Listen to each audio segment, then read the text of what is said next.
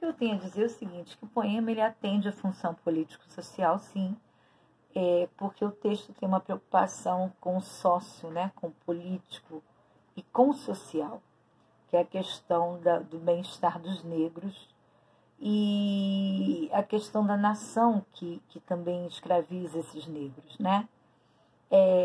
No caso, esse poema, ele vai analisando, faz uma análise social da condição do negro numa época em que nós estávamos em 1986. Esse poema ele faz parte de um outro poema maior, chamado Os Escravos, da obra de Castro Alves. E aí eu queria dizer que existem algumas partes que chamam a atenção para essa questão do social, e são partes bem interessantes. Por exemplo, são os filhos do deserto, onde a fera esposa a luz. São onde vivem em campo aberto a tribo dos homens nus. São os guerreiros ousados que como os tigres mosqueados combatem a solidão. Ontem simples, fortes, bravos, hoje míseros escravos, sem luz, sem ar, sem razão. E aí é interessante porque o poema ele tem partes, né? Ele é dividido em 6 partes. Então ele tem uma metrificação variada, ele é dividido em 6 partes. A primeira parte, o poeta está tentando se aproximar do barco para saber o que tem no barco. Na segunda parte, ele tenta saber de que nação é o barco. E na terceira parte, o poeta consegue se aproximar do barco através da visão, olha que interessante, de um albatroz. E através dos olhos do albatroz, ele vai ver o que tem dentro do barco, que são os negros, os escravos. E aí ele passa para a quarta parte, né? O poeta descreve a horrível. Eu queria voltar no albatroz, porque ele diz assim: desce do espaço imenso, ó águia, águia do oceano, desce mais, ainda mais, não pode olhar humano, como o teu mergulhar no brique voador, mas que vejo eu aí, que quadro de amarguras, é canto funeral, que tétricas figuras, que cena infame vil, meu Deus, que horror. É quando ele começa a ver o que está acontecendo no barco. Na quarta parte, ele vai descrever a cena, né? A cena horrorosa que se passa no convés dos escravos nus, né? Uma multidão de negros, mulheres, velhos, crianças, todos presos uns aos outros, e eles dançam enquanto são chicoteados, porque, na verdade, aquele sofrimento todo é como se fosse uma dança.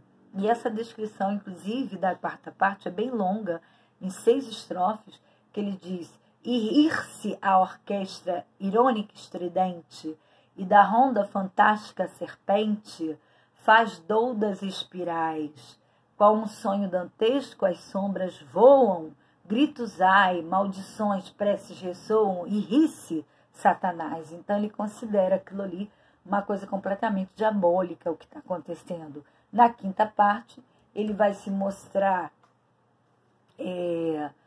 mais indignado ainda, a sua grande indignação perante o navio negreiro, e roga a Deus, a fúria do oceano, do mar, para que acabe com aquela infâmia, que acabe com aquele tratamento desumano aos escravos, ao transporte, né, dos escravos, que está sendo descrita nessa forma poética.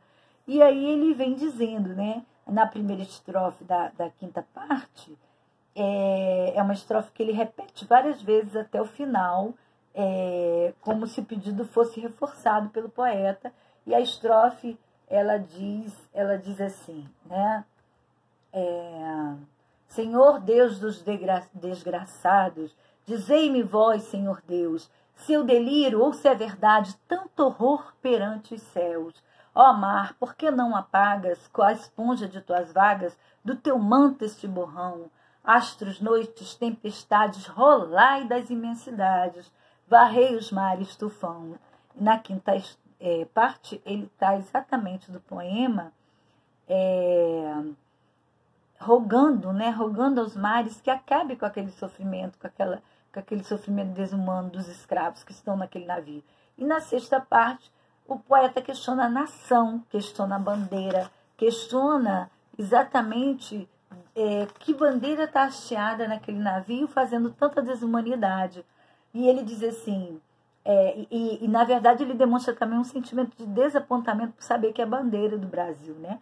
Auriverde pendão de minha terra, que a brisa do Brasil beije e balança, estandarte que a luz do sol encerra e as promessas divinas da esperança.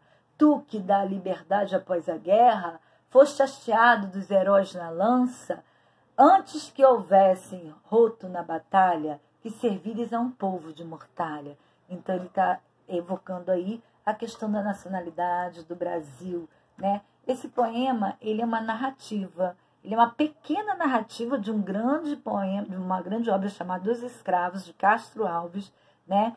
Como eu falei, de 1986, em São Paulo, e ele vem falando do tráfico de escravos entre a África e o Brasil. O elemento poético reside nessas imagens, nessas metáforas encontradas ao longo do poema, principalmente na quarta parte, onde a tortura dos escravos é descrita. É de uma beleza infinita esse poema, e também cumpre a função político-social,